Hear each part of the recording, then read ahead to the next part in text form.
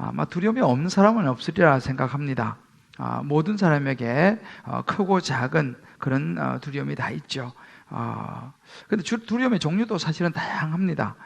이번 주에 우리 한 모임에서 그런 이야기를 들었습니다. 이제 이런 대치동이나 이런 또 이제 학원가에서 하는 학부모 설명회를 엄마가 다녀오면 그날은 애를 잡는 날이라고 합니다. 한번 갔다 오면 이대로 둬서는 안 될 것 같은 막 불안한 이 두려움이 몰려오기 때문에 뭐라도 우리 해야 될 것 같다라는 그런 두려움이 몰려온다고 합니다. 보험회사 직원을 만나면 뭔가 이거 보험을 하나 들어야지 될 것 같은 그 미래에 대한 이런 그 두려움이 몰려오기도 하고요. 여러 때로는 우리가 그 직장에 대한 두려움, 또 학생들도 입시에 대한 두려움, 또 취업에 대한 두려움, 연말에 또 성진 이런 거에 대한 두려움, 또 결혼도 마찬가지입니다. 결혼에 대한 두려움, 또 결혼을 하기로 결정한 사람들도 준비하는데 여러 또 두려운 마음이 생길 수도 있죠. 때로는 또 퇴직을 앞두고 있는 또 이런 상황도 또 두려움, 심지어 또 건강에 대한 두려움, 또 죽음에 대한 두려움, 이런 누구나 정말 두려움이 없는 사람은 없는 것 같습니다. 심지어 은행 잔고에 돈 쓸 일은 많은데 잔고가 갈수록 얕아져 가면 어떡하지? 두려움이 몰려오기도 하고, 심지어 이 차 운전할 때도 그래요. 기름이 좀 달랑달랑해 보면 이거 가다 쓰는 거 아니야? 또 그런 두려움이 몰려오기도 하죠. 그렇다면 우리가 그럼 하나님을 믿는다고 해서 두려움이 없을까? 여러분 어떻게 생각하세요? 예수 믿는다고 두려움이 없을까요? 예수 믿어도요, 두려운 것은 두려운 것입니다. 여러분 성경에 보게 되면 유명한 엘리야 선지자가 나오죠. 이 바알 선지자, 아세라 선지자 850명과 갈멜산상에서 대결을 벌였던 이 엘리야 선지자, 굉장한 사람이었죠. 그런데 그 850대 1로 싸워서 이기고 난 다음에 들려오는 소리가 그 아방의 부인 이세벨이 내가 그 엘리야 선지자를 가만두지 않겠다라는 소식이 들려오니까 이 엘리야 선지자가 두려움이 확 몰려와서 정말 낙담이 돼서 막 도망가는 그런 장면이 또 열왕기상 19장에 보면 또 나오기도 합니다. 저 역시 마찬가지죠. 목사이지만 목회하다 보면 저도 두려움이 몰려올 때가 종종 있습니다. 이런저런 일들이 이제 많이 생겨나기 때문에 그렇죠. 또 이렇게 우리가 이제 학교라고 하는 이런 공간을 빌려서 또 이렇게 사용하다 보면 어떤 날은 좀 이렇게 원활치 않고 이런 상황이 되면 우리가 이러다가 또 혹시라도 나가야 되면 어떻게 하나, 이 많은 식구들 데리고 어디서 예배를 드리지, 이런 한 번씩 또 두려움이 몰려올 때도 사실은 있습니다. 지난주엔 제가 편지를 한 통을 받았습니다. 김대조 담임 목사님께 요즘에 이렇게 편지를 보내는 것이 흔치 않는데, 그래서 제가 누가 보냈는가 하고 뜯어보니까 일산에 사는 신천지 신도가 제게 보내왔습니다. 그래서 참 열심히 하시는구나. 내려보니까 목사님 신천지로 오십시오. 이래가지고 요즘 이 이단이 담임 목사님 저에게도 개인적으로 편지를 보내가지고 오라고. 참 이게 요즘 이제 우리가 정말 살고 있는 그런 시대입니다. 그래 보면 정말 우리 인생에 이런저런 많은 일들 속에 두려움이 몰려오죠. 그러니까 우리 인생은요, 다 됐다라고 말할 수 있는 것이 없는 것이 우리 인생인 것 같습니다. 어찌 보면 우리 인생은 천국에 가는 그날까지 이런저런 두려움에 사로잡혀서 살아갈 수밖에 없는 것이 우리 인생이 아닌가라는 생각이 들어요. 우리가 지금 창세기를 보고 있습니다만 우리 이 아브라함이 얼마나 용감했습니까? 요단강 동쪽에 4개 강대국들이 쳐들어와서 조카 롯하고 많은 이 소돔과 고모라 사람들 침략하고 다 빼앗아가고 붙잡아 갔을 때 자기 집에 있던 318명을 데리고 쫓아가가지고 수천 명 되는 그 군대와 싸워가지고 승리하고 무찌르고 돌아온 사람이 아브라함 아닙니까? 그런 아브라함도 두려움이 몰려왔어요. 그 정도 되면 두려움 없을 것 같은데 그렇지 않았습니다. 왜 아브라함이 그런 용감한 전쟁에 승리한 아브라함이 두려웠겠습니까? 오늘 이제 우리가 읽었던 이 성경에 나오는데 그게 두 가지였습니다. 하나는 뭐냐면 오늘 1절 말씀 보면 이후에 라고 하는 구절이 나옵니다. 이후에 이제 이런 아브라함이 두려움이 몰려왔는데, 그럼 어떤 후에냐? 그거 바로 이제 전에 있었던 일이 뭐냐면 말씀드린 것처럼 이 강대국 4개의 이 그돌라 오멜 왕을 중심으로 한 4개 강대국들이 동맹을 해서 연합군으로 쳐들어 왔을 때 이제 이 아브라함이 그들을 추격해서 습격해서 승리를 거두죠. 그리고 돌아왔는데 어떤 두려움이 있냐면, 생각해 보십시오. 그 강대국 4개의 나라가 함께 힘을 합쳐가지고 침략을 해 왔는데, 밤에 자다가 습격을 당해가지고 패배했던 이, 말하자면 한 집안밖에 안 되는 거예요. 그죠? 이 유목민들, 이 가축을, 양을 치는 이 목자들한테 당했으니 가만히 있겠습니까? 반드시 그들이 보복을 해올 것이라고 하는 것은 누구나 생각할 수 있죠. 아브라함이 그 두려웠습니다. 이 전쟁에 대한 두려움이었습니다. 그 사람들이 이제는 전열을 갖춰서 다시 쳐들어오면 어떻게 할까라는 이런 두려움이 그에게 확 몰려온 것입니다. 또 하나는 뭐냐면 이 앞날에 대한 두려움이었습니다. 자식에 대한 두려움이었습니다. 하나님께서 분명히 여러 번 내가 너에게 많은 자손을 주겠다 약속은 여러 번 하셨습니다. 그런데 눈에 보이는 건 없는 거예요. 자기도 나이 들고 부인도 이제 나이 들어서 애를 낳을 수 없는 그런 상황으로 이제 가고 있는데 아무런 눈에 보이는 것도 없습니다. 그러니까 마음이 이제 조급해지기 시작하는 거죠.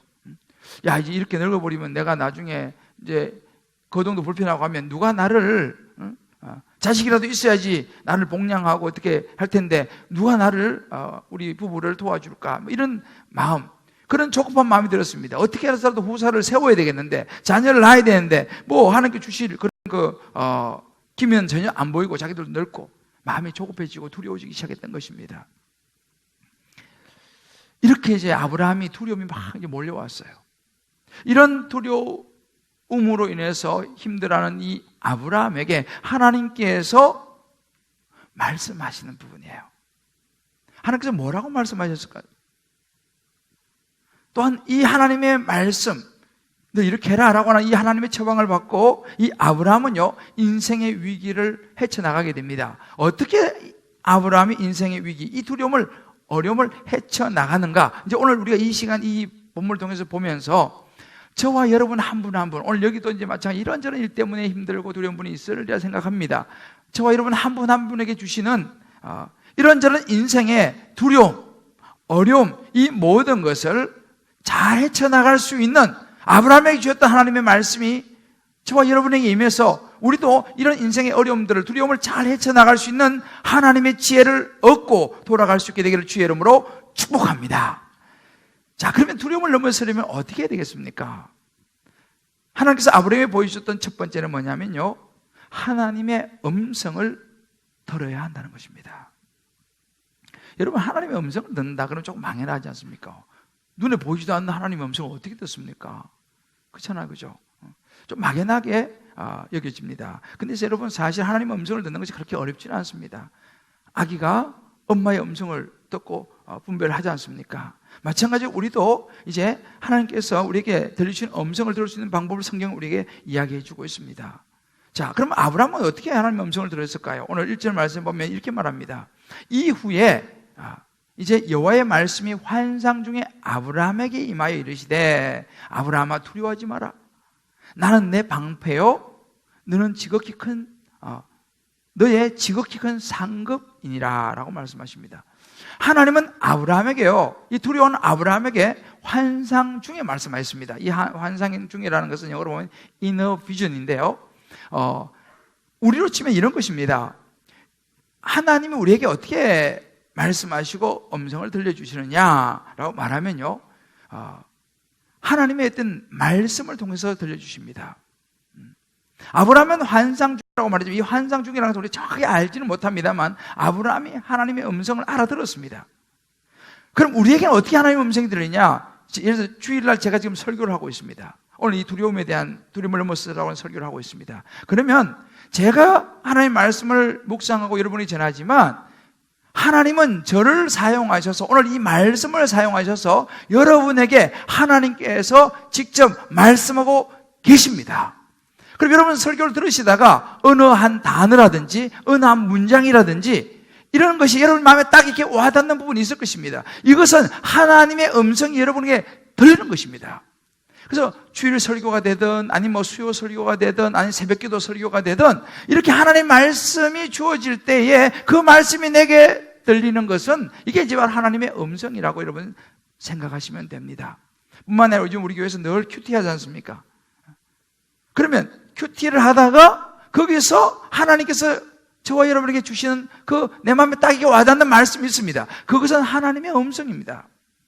혹은 뭐 성경을 읽으시다가 아니면 나름대로 기도하시다가 아니면 신앙생활 가운데서 어떤 하나님 주신 통찰이 있을 수 있습니다.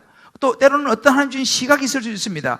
이런 것들을 통해서 하나님은요 지금도 저와 여러분에게 하나님께서 말씀하고 계신다는 사실을 여러분 마음에 새기시기를 주의 이름으로 축복합니다.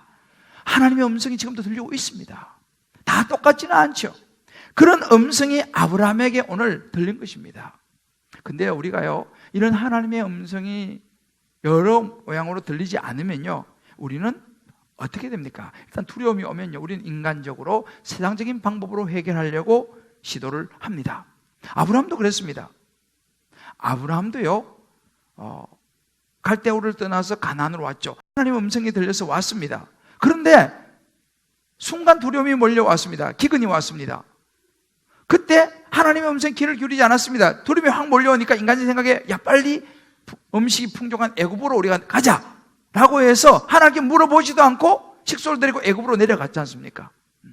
이렇게 우리는 급하고 두려움이 몰려오면요 인간적으로 생각해서 행동하기 쉽습니다. 근데 가서 어떻게 했습니까? 거기서 또 부인이 예쁘니까 사람들이 자기 부인을 빼앗고 자기를 죽일 것이 두려워가지고 자기 부인을 누이라고 속이지 않습니까? 이럴 수 있다는 사실이에요. 그러다가 다시 이제 가나안으로 돌아와서 좀 전에 말씀드린 것처럼 이렇게 대군 수천 명의 대군을 무찌르고 승리를 하고 돌아왔지만 보복에 대한 두려움이 또 확 몰려온 거예요. 그러니까 두려움이라는 것이요 여러분 한번 떠나갔다고 해서 안 오는 게 아니에요. 한번 하나님의 음성을 들었다고 해서 다시 안 오는 게 아닙니다. 하나님의 음성을 들을 때는 힘이 나다가도 잠시 또 우리가 하나님의 음성을 듣지 못하고 말씀을 놔버리면 다시 또 확 두려움이 몰려오는 그런 모습을 우리가 아브라함을 통해서 볼 수 있습니다. 그게 아브라함의 모습이었어요. 어찌 보면 그것이 우리의 모습이죠. 자, 그럴 때 그렇게 두려움에 떨고 있는 아브라함에게 하나님께 주신 말씀은 무엇이었습니까? 오늘 1절 말씀이죠. 나는 너의 방편이라 라고 말씀했습니다. 나는 너의 방편이라. 여러분 방편이라는 말은 성경에 많이 나와요. 방편이라는 말이 성경에 89번 정도 나오는데 그 89번 중에서 딱 한 번을 제외하고 88번은 뭐냐면요 우리의 고백입니다. 주님은 나의 방패십니다. 주님은 나의 요새십니다. 이런 뭐 다윗의 고백들이 나오죠. 그러니까 성경에 모두 다 우리가 하나님은 나의 방패십니다라고 말하지 내가 너의 방패다라고 말하는 구절은 오늘 이 본문에 딱 한 구절밖에 없습니다. 유일하게 여기서만 하나님 말씀하세요. 내가 너의 방패니라 이렇게 말씀하십니다. 이게 굉장한 말씀입니다. 더군다나 이렇게 말씀하십니다. 내가 너의 지극히 큰 상급이다 이렇게 말씀하십니다.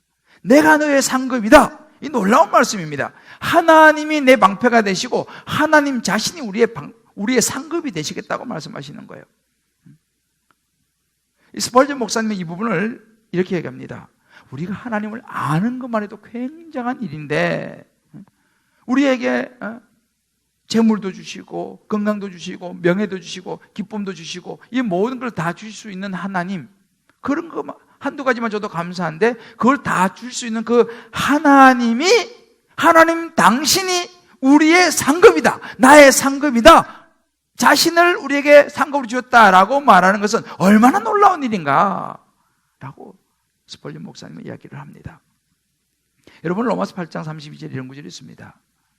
자기 아들을 아끼지 아니하시고 우리 모든 사람들을 위하여 내어주시니가, 그죠? 가장 귀한 게 아들 아닙니까? 우리도 그 아들을 우리에게 내어주셔서 우리로 하여금 예수님 믿고 구원받게 하셨습니다. 그렇다면 그 아들과 함께 모든 것, 가장 귀한 걸 주셨으니까 모든 것을 우리에게 주시 아니하겠느냐. 그러니까 우리의 삶에서 가장 큰 최고의 상급이 뭐냐라는 것이죠. 우리가 받을 수 있는 최고의 상급이 뭐냐는 거죠. 하나님이 우리의 상급이 될 때에 그보다 큰 상급, 축복은 없는 줄 믿습니다. 여러분, 우리가 이 상급을 생각하면서 그런 생각이 떠올랐습니다. 이제 연말이 되고 하면 보통 우리가 이제 여러 한 해를 결산하면서 참 제 마음에 떠오르는 게 뭐냐면 우리 주일학교 교사 선생님들입니다. 얼마나 참 힘든 수고를 하십니까? 한 주도 애들 때문에 잘 빠지지도 못하고, 참 이렇게 주일학교 교사들이 다 봉사도 다 힘들지만 주일학교 교사들이 참 힘듭니다. 아무도 눈여겨 크게 보지를 않아요. 또 뭐 부서에서 하니까 우리 잘 보지도 못하지 않습니까? 그러면 또 때로는 너무 힘들어서 낙담될 때가 있어요. 또 우리 여기 주기보험 찬양대가 이렇게 나와서 참 예쁜 찬양, 귀한 찬양을 불러주지만 사실은 이런 찬양을 부르기가 그냥 뚝딱 되는 게 아니지 않습니까? 사진에 미리 준비하고 연습하고 스케줄 조정하고 또 뭐 곡 선정하고 많은 그런 보이지 않는 수고가 있으리라 생각합니다. 뭐 주차 봉사도 그렇고 모든 봉사가 마찬가지죠. 오늘 우리 기도원 협회에서도 오셨는데 참 이런 일들이 쉬운 게 아니죠. 그런데 사람들이 이걸 알아주지 않을 수 있다는 사실입니다. 그럴 때 낙담이 될 수 있죠. 참 이제 그만해야겠다. 연말이 되면 항상 그런 마음이 오잖아요. 아유 이제 그만하자. 그동안 많이 했다. 누가 뭐 알아주는 것도 아니고 뭐. 여러분 꼭 기억하십시오. 여러분은 사람들이 알아주지 않지만 하나님이 여러분의 섬김과 수고와 봉사의 상급이 되시는 줄 믿으시기를 바랍니다. 하나님께서 내가 너의 상급이겠다고 말씀하시는 거예요. 내가 너의 상급이다. 하나님이 기억하신다는 거예요. 아마 교회에서도 마찬가지입니다. 여러 가지 일들을 섬기고 봉사하다가 수고하다가 지치기도 합니다. 사람이니까. 때로는 낙심하기도 하고 슬프기도 하고요. 이런저런 삶 속에서 주를 위해서 나름대로 한다고 했는데 별로 뭐 표도 나는 것도 없고 뭐 누가 알아주는 것도 아니고 마음이 슬플 수 있습니다. 아유 이제 그만해야지. 이 정도 했으면 됐지. 마음이 힘들 수가 있어요. 여러분 기억나세요? 한나가 아이를 못 낳아서 무척 슬퍼하면서 남편에게 막 원망하고 힘들어합니다. 사무엘상 1장 8절에 보면 이 남편 엘가나가 이렇게 얘기를 해요. 그의 남편 엘가나가 그에게 이르되 한나여 어찌하여 울며 어찌하여 먹지 아니하며 어찌하여 그대 마음이 슬프뇨. 그렇죠? 내가 그대에게 10 아들보다 낫지 아니하냐. 내가 있지 않냐. 아들 없어도 괜찮아. 10 아들보다 내가 낫지 않냐. 내가 너를 사랑하지 않냐 라고 이야기합니다. 그럼 보세요. 주님이요 우리에게 이렇게 말씀하시는 거예요. 이런저런 너가 나를 위해서 수고하고 봉사하고 많은 일 하는데 때로는 낙심이 되고 때로는 슬프고 때로는 실망이 되고 하는데 너무 그거에 개의치 말아라. 내가 있지 않냐. 내가 너의 상급이 되지 않냐. 할렐루야. 아브라함이 이 음성을 들은 거예요. 여러분들 하나님이 여러분의 상급 되신다는 사실을 절대 잊지 않으시기를 주의 이름으로 축복합니다.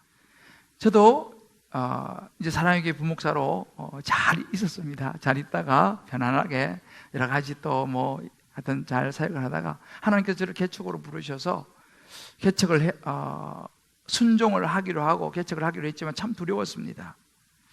준비도 된 것도 없고 한 번도 제가 개척을 생각해 본 적도 없고 그 주님 부르시는 거예요.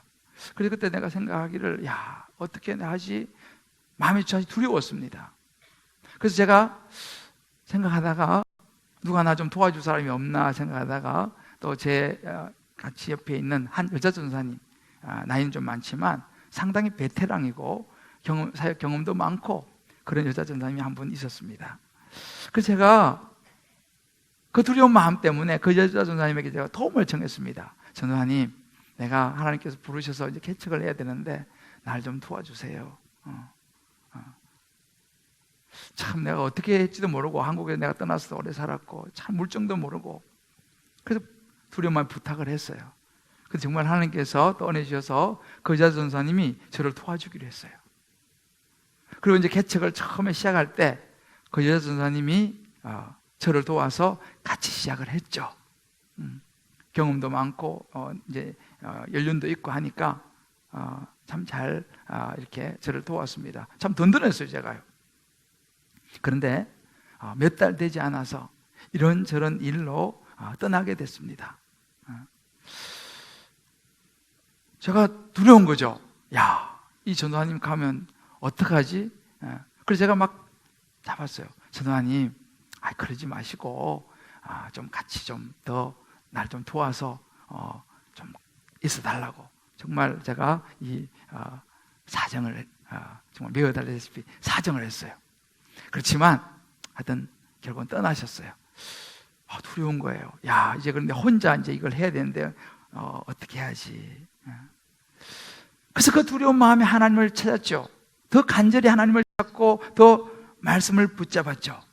근데요, 오히려 그렇게 제 혼자라고 여겨지면서 두려워서 말씀을 붙잡았을 때에 하나님이 저를 더 깊이 만나주셨습니다. 말씀 가운데 저를 붙잡아 주셨습니다. 그때 제가 깨달은 게 뭐예요? 그래, 하나님이 나의 방패, 나의 쉴드가 되신다는 거예요. 하나님이 나의 상급이 되신다. 하나님께서 그래서 그런 상황 가운데 오히려 막 교회에 막 부으시고 막 부흥을 허락하시는 것을 제가 보면서 그때 제가 깨달았습니다. 하나님의 말씀이 영원하고 하나님 말씀이 방패가 되고 상급이 되는 영원한 것이지 사람은 영원하지 않다라는 걸 제가 그때 깨달았죠. 그때 참 사람이 약한 것이요. 그렇게 해서 하나님의 말씀을 듣고 깨달았으면 제가 계속 흔들림 없이 가야 되는데 또 어느샌가 한 번씩 또 나도 모르게 또 사람을 의지하는 하나님보다도 나도 모르게 또 사람을 의지하는 그런 경향들을 조금씩 내가 보면서 참 이게 참 인간이 이렇게 약하구나라는 생각을 해봅니다. 요즘 이제 제가 사회훈련을 마쳐가고 있습니다. 사회훈련을 마쳐가고 이제 한 반에서 이제 우리 대화를 나누었습니다.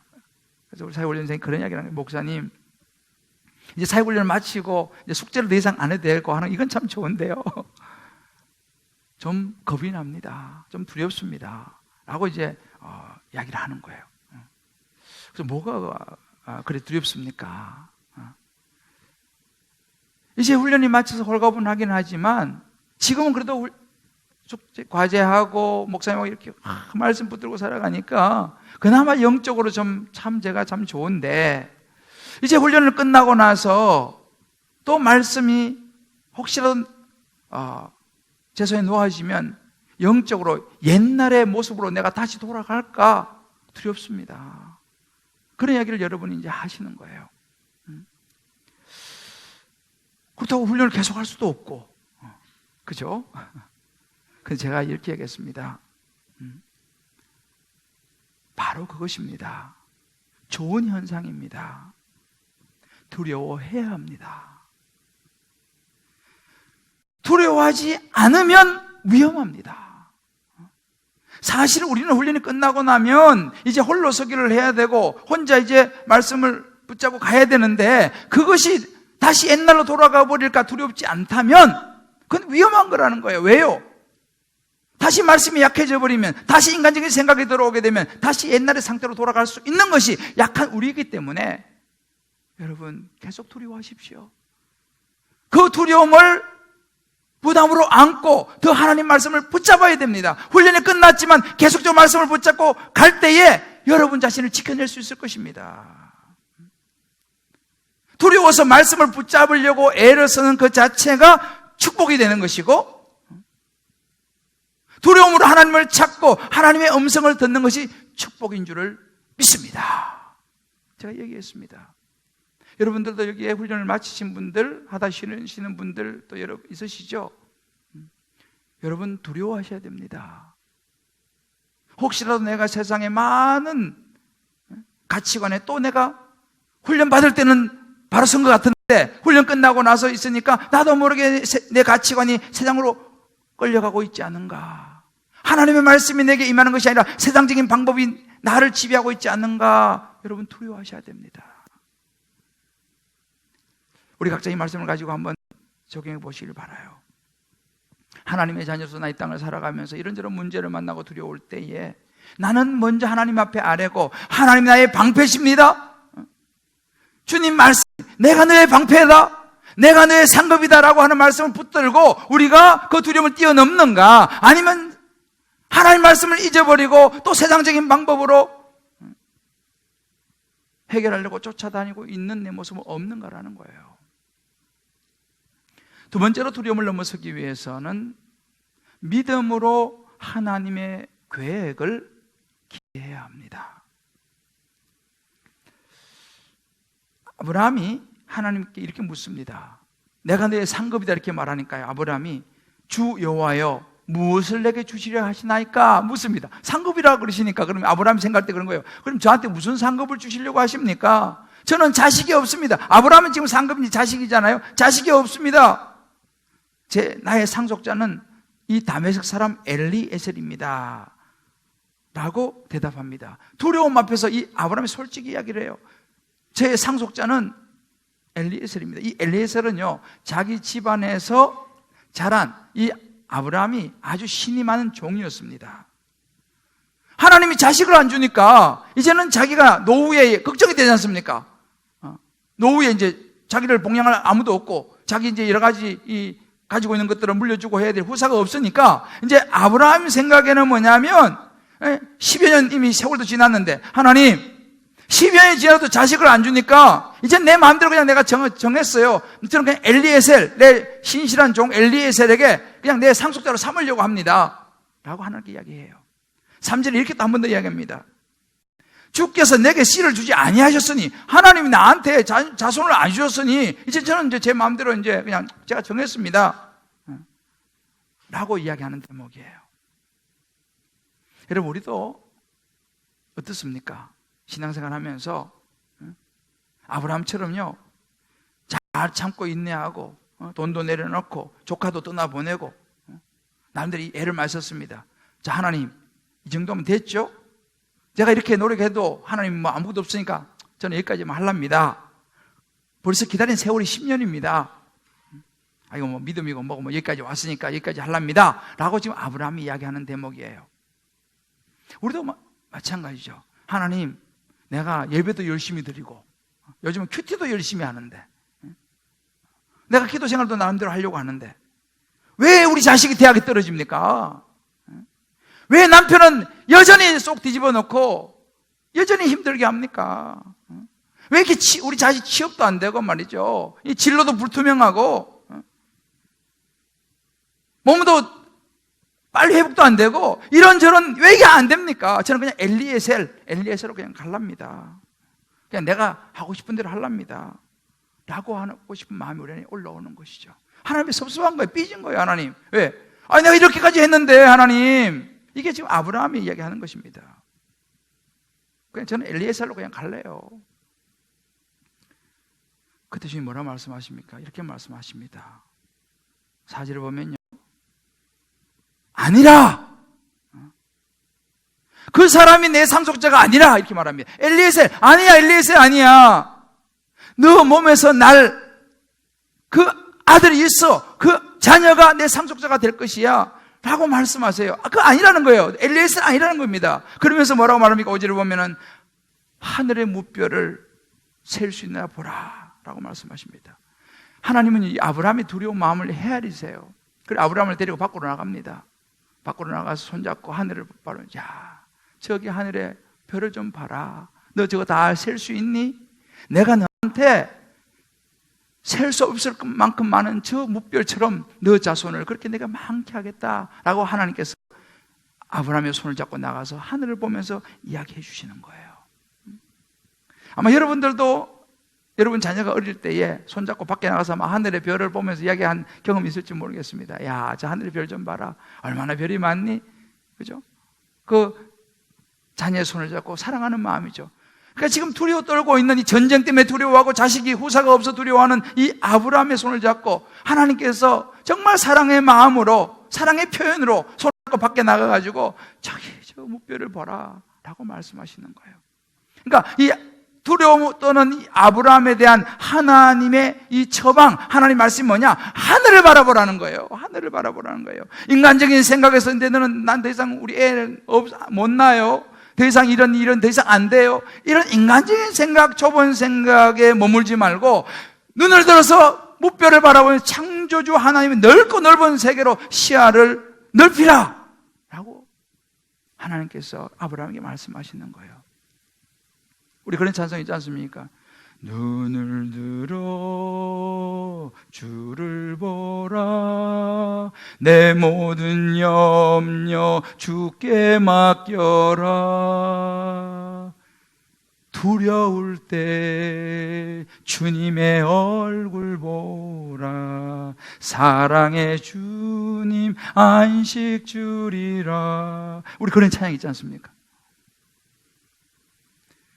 시편 121편 1절에 이렇게 말합니다. 내가 산을 향하여 눈을 들리라, 나의 도움이 어디서 올까? 나의 도움은 천지를 지으신 여호와에게서로다. 할렐루야. 하나님께서 그렇게 말씀하시는 거예요. 눈을 들어서 하나님을 바라봐라. 여러분 인생에 혹시 별이 안 보이시는 분이 계세요? 아니 목사님 저는 봐도 별이 안 보이는데요. 여러분 별은 안 보일 수 있습니다. 왜요? 구름이 끼면 밤에도 별이 안 보이잖아요. 그렇지만 별이 없는 거 아니에요. 그죠? 구름이 껴갖고 별이 안 보이는 거예요. 낮에는 밝아가지고 별이 안 보이는 거예요. 별은 그 자리에 있습니다. 때로 우리의 근심과 걱정과 염려와 많은 생각들이 하나님의 약속을, 말씀을 가리는 것이지 하나님의 약속과 말씀이 없는 것이 아니라는 사실을 마음에 붙잡으시기를 주의 이름으로 축복합니다. 하나님은 계세요. 별은 그 자리에 있습니다. 하나님의 약속은, 하나님의 말씀은 여전히 유효하다는 사실을 믿으시기를 주의 이름으로 축복합니다. 자, 우리 옆에 분이 이렇게 하면 계세요. 보이지 않지만 하나님의 약속은 유효합니다.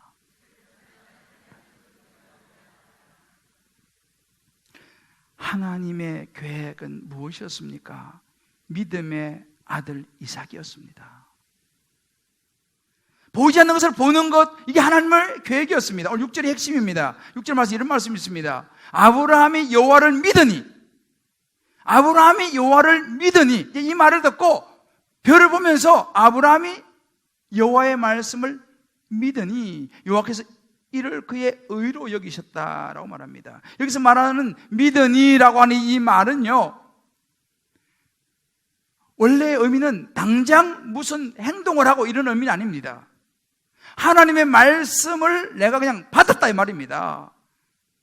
그대로 될 것을 눈에 보이지도 않고 확신도 없지만 하나님께서 말씀하시니까 내 마음에 네, 아멘으로 받았다라고 하는 의미입니다. 이거 믿음입니다. 눈에 보입니까? 지금 현실적으로는 자식이 태어날 게 불가능해요 지금. 그런데 하나님 말씀하시니까 아멘으로 받았다. 이것이 믿음입니다. 갈라디아서 3장 6절 7절 이렇게 말합니다. 바울이 말합니다. 아브라함이 하나님을 믿음에 그것을 그에게 의로 정하셨다 함과 같다 그랬습니다. 여러분 여기서요, 믿으니 이 말이 성경에서 처음으로 등장하는 아만이라는 단어인데, 여러분 이신칭이라는 말을 많이 들어보셨죠? 믿음으로 의롭다함을 받았다라고 하는 그 믿음이 처음 등장하는 단어가 여기입니다. 믿음으로 받았다. 그러면 받은 이것이 의가 되었다라는 말이 무슨 말입니까? 이 의라는 것은요, 관계의 의미를 있어요. 관계.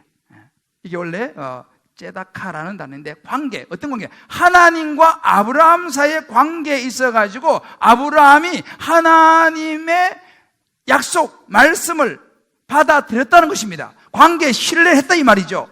하나님 그렇게 될 줄 믿습니다라고 인정을 했다는 것입니다. 또 변할지 모르겠지만 아브라함이 완전해서 아닙니다, 여러분들. 아브라함이 뭐 나는 완전하고 뭐 확실하고 그런 차원이 아니에요. 그냥 그 순간 순수하게 아멘으로 받았습니다. 여러분 구원의 확신이 있지 않습니까? 우리가 땄단동행하면 예수님 영접하실 분들 가슴 손 얹고 이렇게 기도하잖아요, 그죠? 예수님 영접한 기도하고 나면 제가 하나님 자녀가 되었습니다 이렇게 말씀드리지 않습니까? 여러분 어떻게 하나님 자녀가 된 걸 확신합니까?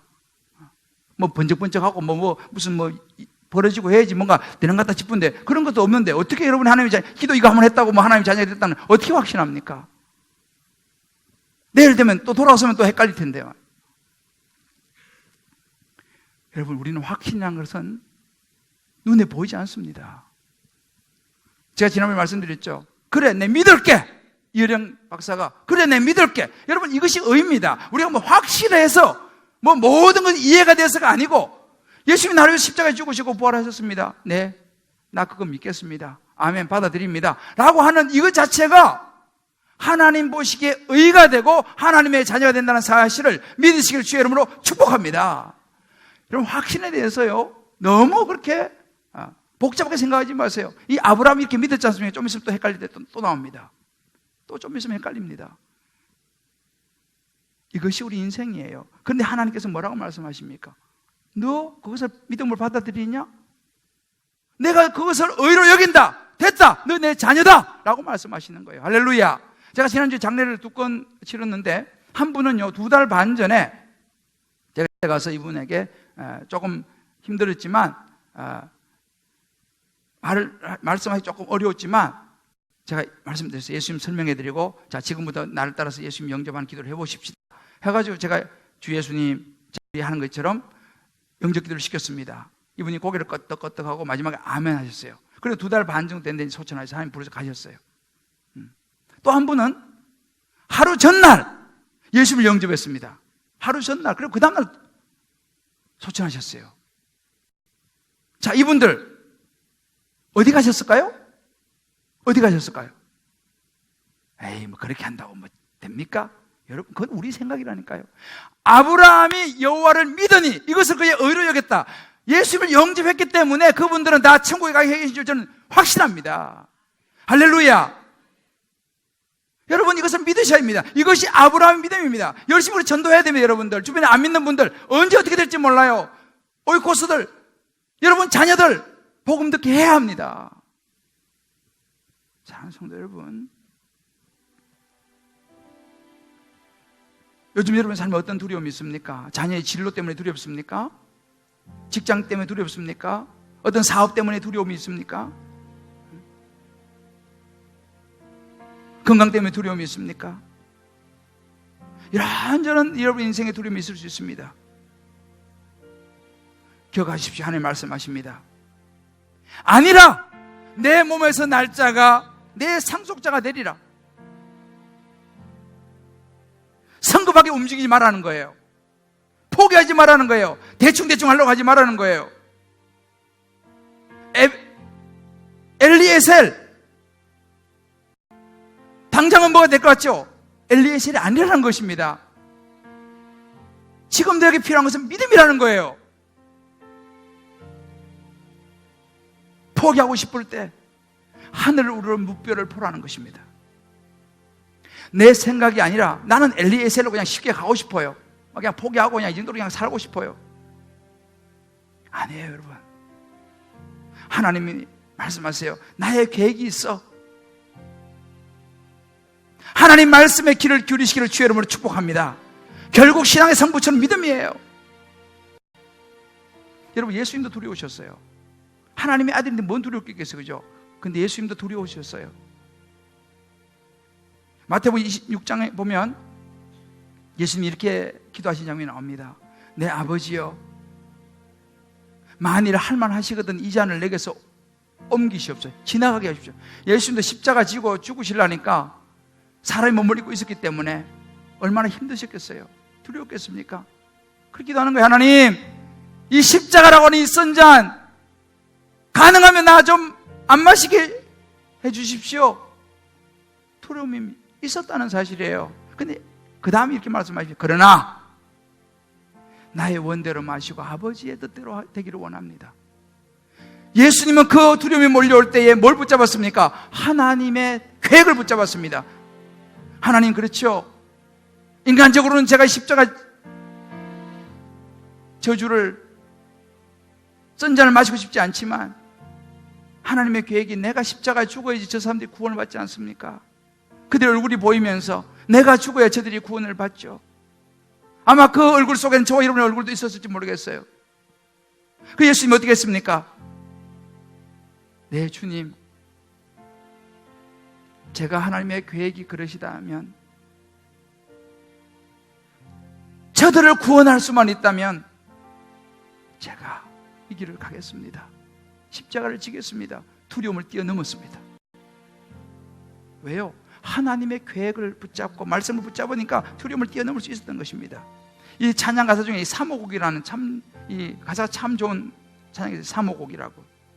흘러내리는 눈물의 의미를 이제 난 알 수 있겠소. 죽어가는 영혼 바라보시는 아버지의 마음, 이제 더 이상 바라볼 수 없어. 그들에게 나 달려가겠소. 영원한 생명 그 십자가 나다 떠나가오. 근데 이 대목이 참 마음이 너무너무 아파요. 세상 날 버려도 지쳐 쓰러져도 나 놓을 수 없는 십자가. 생명을 구할 수만 있다면, 그들 주를 볼 수 있다면 나의 생명이라도 두고 가겠소. 세상 날 버려도 지쳐 쓰러져도 내가 놓을 수 없는 십자가야. 그것이 예수님이 가셨던 사명의 길이었습니다. 여러분의 삶에 여러 가지 힘들고 어렵고 두려운 일이 있습니까? 여러분 너무 힘들게 하는 자녀가 있습니까? 남편이 있어요? 주변에 어떤 사람이 있습니까? 두렵습니까? 예수님께서 가셨던 이 시각이 필요합니다. 그 자녀를 구원할 수만 있다면, 너무너무 나를 힘들게 하는 그 남편을 구원할 수만 있다면, 그 가족을 구원할 수만 있다면, 주여 내가 이 두려움을 뛰어넘어 십자가를 지겠습니다. 하나님의 계획하심을 내가 기대합니다. 오늘 이 시간 여러분들, 저와 여러분의 영안이 열려서 하나님 약속하신 하늘의 무뼈를 보고 하나님의 약속의 말씀을 붙잡게 되시기를 주의 이름으로 축복합니다.